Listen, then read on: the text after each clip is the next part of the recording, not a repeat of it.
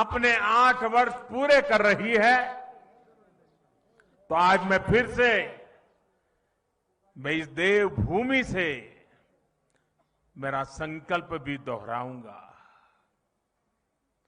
क्योंकि संकल्प को बार बार स्मरण करते रहना चाहिए। संकल्प की कभी विस्मृति नहीं होनी चाहिए। और मेरा संकल्प था, आज है, आगे भी रहेगा। जिस संकल्प के लिए जीऊंगा, जिस संकल्प के लिए जूझता रहूंगा, जिस संकल्प के लिए आप सबके साथ चलता रहूंगा। और इसलिए मेरा ये संकल्प है, भारतवासी के सम्मान के लिए, हर भारतवासी की सुरक्षा, उस हर भारतवासी की समृद्धि कैसे बढ़े, भारतवासी की सुख शांति की जिंदगी कैसे मिले, उसी एक भाव से गरीब, दलित हो, पीड़ित हो, शोषित हो, वंचित हो, दूर सुदूर जंगलों में रहने वाले लोग हो, पहाड़ी की चोटियों पर रहने वाले, छूटपुट रहने वाले एक आध दो परिवार हो, हर किसी का कल्याण करने के लिए जितना ज्यादा काम कर सकता हूं उसको करता रहूं। इसी भाव को लेकर के मैं आज फिर से एक बार इस देवभूमि से अपने आप को संकल्पित करता हूं। साथियों, हम सभी मिलकर भारत को उस ऊंचाई तक पहुंचाएंगे जहां पहुंचने का सपना आजादी के लिए मर मिट जाने वाले लोगों ने देखा था। आजादी के इस अमृत महोत्सव में भारत के बहुत उज्जवल भविष्य के विश्वास के साथ भारत की युवा शक्ति, भारत की नारी शक्ति, उस पर पूरा भरोसा रखते हुए मैं आज आपके बीच आया हूं। साथियों, जीवन में जब हम बड़े लक्ष्यों की तरफ आगे बढ़ते हैं तो कई बार यह देखना भी जरूरी होता है कि हम चले कहां से थे, शुरुआत कहां से थी की, और जब उसको याद करते हैं तभी तो हिसाब किताब का पता चलता है कि कहां से निकले और कहां पहुंचे, हमारी गति कैसी रही, हमारी प्रगति कैसी रही, हमारी उपलब्धियां कैसी रही हैं। हम अगर 2014 से पहले के दिनों को याद करें, उन दिनों को भूलना मत साथियों, तब जाकर के ही आज के दिवसों का मूल्य समझ आएगा। आज की परिस्थितियों को देखें, पता चलेगा। साथियों, देश ने बहुत लंबा सफर तय किया है। 2014 से पहले अखबार की सुर्खियों भरी रहती थी, हेडलाइन बनी रहती थी, टीवी के पर चर्चा होती रहती थी। बात क्या होती थी? बात होती थी लूट और खसोट की बात होती थी, बात होती थी भ्रष्टाचार की, बात होती थी घोटालों की, बात होती थी भाई भतीजेवाद की, बात होती थी अफसरशाही की, बात होती थी अटकी लटकी फटकी योजनाओं की। लेकिन वक्त बदल चुका। आज चर्चा होती है सरकारी योजनाओं से मिलने वाले लाभ की। सिरसा से कोई समा देवी, सिरमौर से हमारी कोई समा देवी कह देती है कि मुझे ये लाभ मिल गया। आखिरी घर तक पहुंचने का प्रयास होता है। गरीबों के हक का पैसा सीधा उनके खाते में पहुंचने की बात होती है। आज चर्चा होती है दुनिया में भारत के स्टार्टअप की, आज चर्चा होती है, वर्ल्ड बैंक भी चर्चा करता है भारत के ईज ऑफ डूइंग बिजनेस की। आज हिंदुस्तान के निर्दोष नागरिक चर्चा करती है अपराधियों पर नकेल कसने की हमारी ताकत की, भ्रष्टाचार के खिलाफ जीरो टॉलरेंस के साथ आगे बढ़ने की। 2014 से पहले की सरकार ने भ्रष्टाचार को सिस्टम का जरूरी हिस्सा मान लिया था। तब की सरकार भ्रष्टाचार से लड़ने की बजाय उसके आगे घुटने टेक चुकी थी। तब देश देख रहा था कि योजनाओं का पैसा जरूरतमंद तक पहुंचने के पहले ही लूट जाता है। लेकिन आज चर्चा जनधन खातों से मिलने वाले फायदों की हो रही है। जनधन, आधार और मोबाइल से बनी त्रिशक्ति की हो रही है। पहले रसोई में धुआं सहने की मजबूरी थी। आज उज्ज्वला योजना से सिलेंडर पाने की सहूलियत है। पहले खुले में शौच की बेबसी थी, आज घर में शौचालय बनवाकर सम्मान से जीने की आजादी है। पहले इलाज के लिए पैसे जुटाने की बेबसी थी, आज हर गरीब को आयुष्मान भारत का सहारा है। पहले ट्रिपल तलाक का डर था, अब अपने अधिकारों की लड़ाई लड़ने का हौसला है। साथियों, 2014 से पहले देश की सुरक्षा को लेकर चिंता थी, आज सर्जिकल स्ट्राइक, एयर स्ट्राइक का गर्व है। हमारी सीमा पहले से ज्यादा सुरक्षित है। पहले देश का नॉर्थ ईस्ट अपने असंतुलित विकास से, भेदभाव से आहत था, दुखी था। आज हमारा नॉर्थ ईस्ट दिल से भी जुड़ा है और आधुनिक इंफ्रास्ट्रक्चर से भी जुड़ रहा है। सेवा, सुशासन और गरीबों के कल्याण के लिए बनी हमारी योजनाओं ने लोगों के लिए सरकार के मायने ही बदल दिए। अब सरकार माई बाप नहीं है, वो वक्त चला गया। अब सरकार सेवक है, सेवक, जनता जनार्दन की सेवक है। अब सरकार जीवन में दखल देने के लिए नहीं, बल्कि जीवन को आसान बनाने के लिए काम कर रही है। बीते वर्षों में हम विकास की राजनीति को देश की मुख्य धारा में लाए हैं। विकास की इसी आकांक्षा में लोग स्थिर सरकार चुन रहे हैं, डबल इंजन की सरकार चुन रहे हैं। साथियों, हम लोग अक्सर सुनते हैं कि सरकारें आती हैं, जाती हैं, लेकिन सिस्टम वही रहता है। हमारी सरकार ने इस सिस्टम को ही गरीबों के लिए ज्यादा संवेदनशील बनाया, उसमें निरंतर सुधार किए।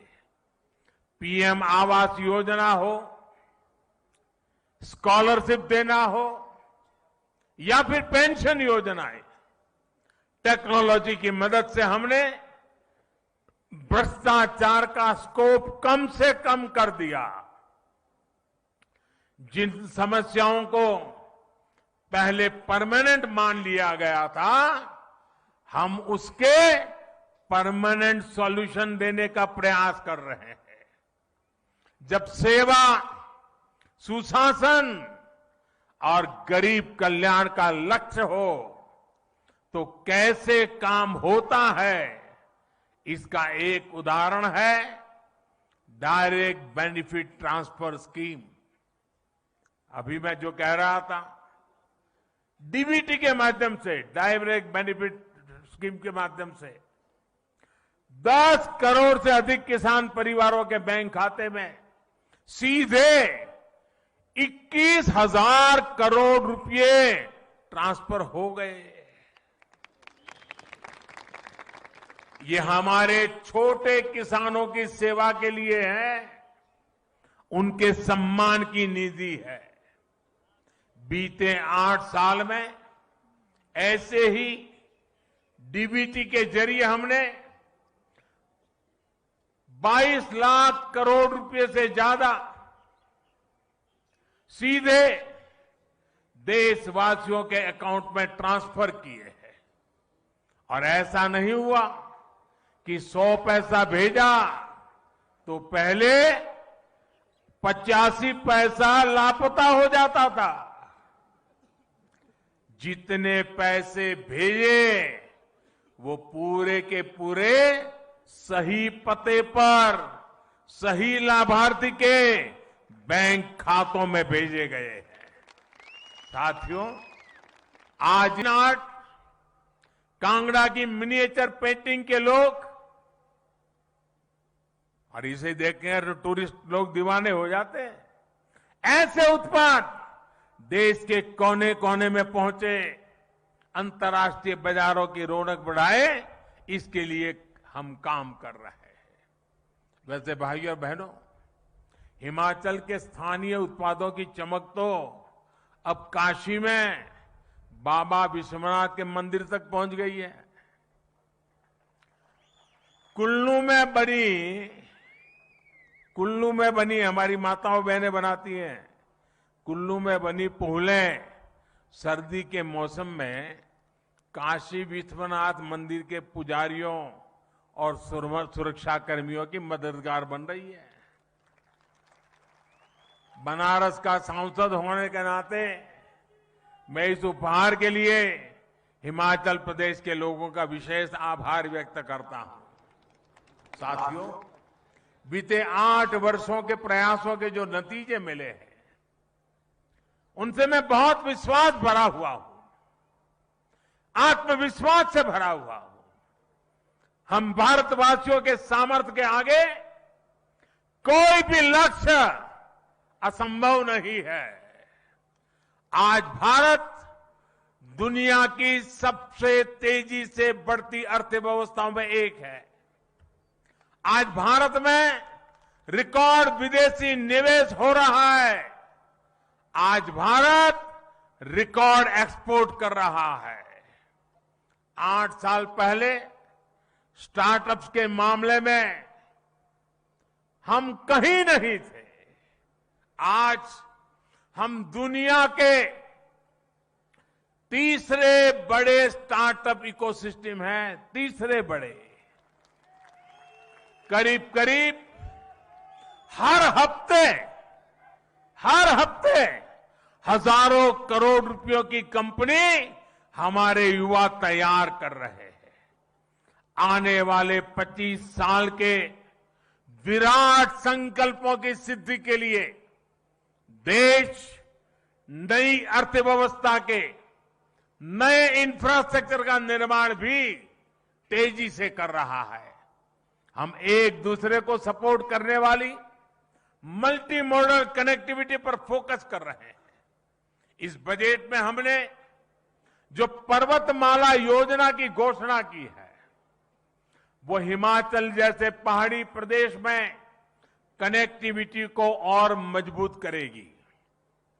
इतना ही नहीं, हमने वाइब्रेंट बॉर्डर विलेज, इसकी जो योजना बजट में रखी है, उसके कारण सीमा पर बसे हुए जो गांव है, ये गांव वाइब्रेंट बने, टूरिस्ट डेस्टिनेशन बने, एक्टिविटी के सेंटर बने।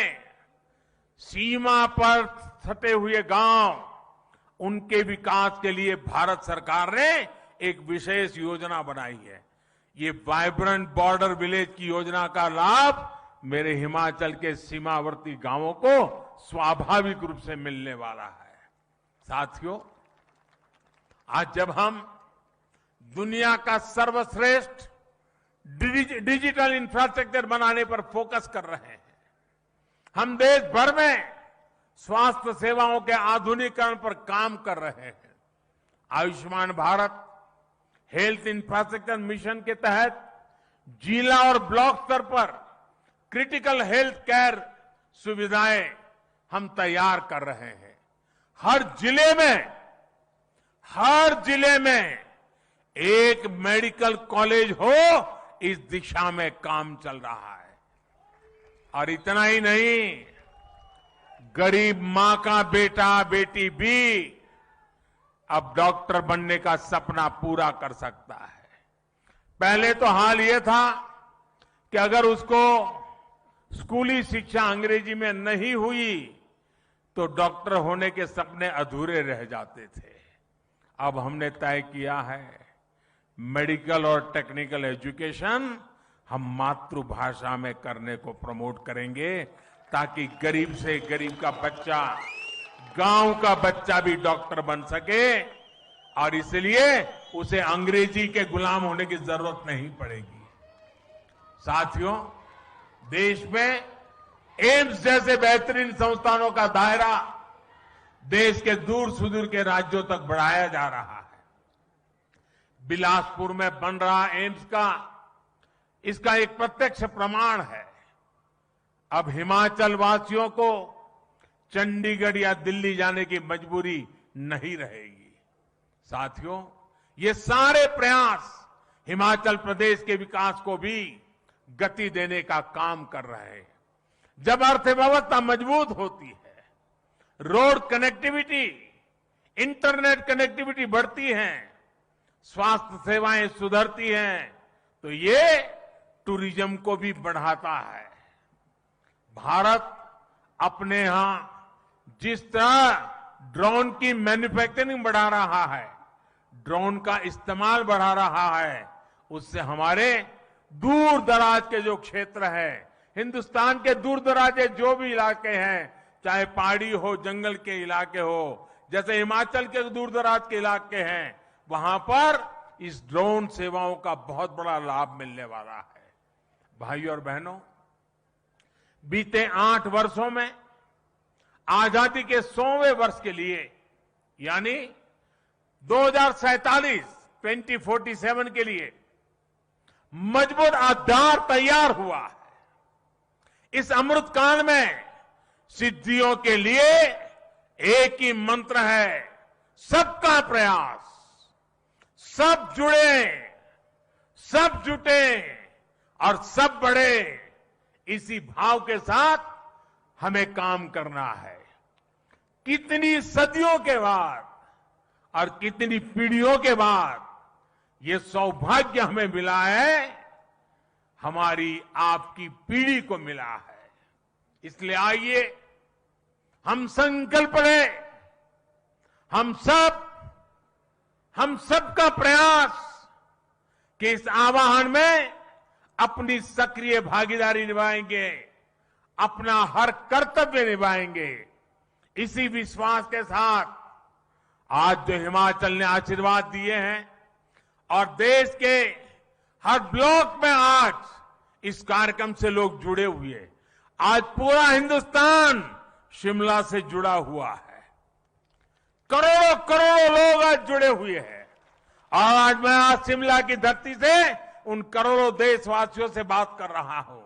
मैं उन करोड़ों करोड़ों देशवासियों को अनेक अनेक शुभकामनाएं देता हूं और आपके आशीर्वाद बने रहे, हम और ज्यादा काम करते रहें, दिन रात काम करते रहें, जी जान से जुटे रहें। इसी एक भावना को आगे लेते हुए आप सबके आशीर्वाद के साथ मैं फिर एक बार आप सबका हृदय से धन्यवाद करता हूं।